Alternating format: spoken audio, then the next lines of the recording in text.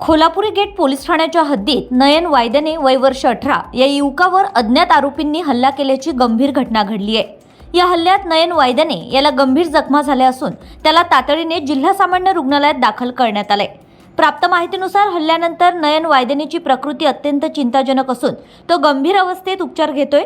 त्याची प्रकृती स्थिर आहे की नाही अथवा जीविताला धोका आहे का याबाबत डॉक्टरांकडून अधिकृत माहिती थोड्या वेळात दिली जाणार आहे। या प्रकरणातील आरोपींची नावे पोलिसांना माहिती झाली असून अटक बाकी असल्याने सध्या नावे जाहीर करण्यात आलेली नाहीत। आरोपी घटनेनंतर फरार झाले असून पोलिसांनी त्यांचा शोध सुरू केलाय।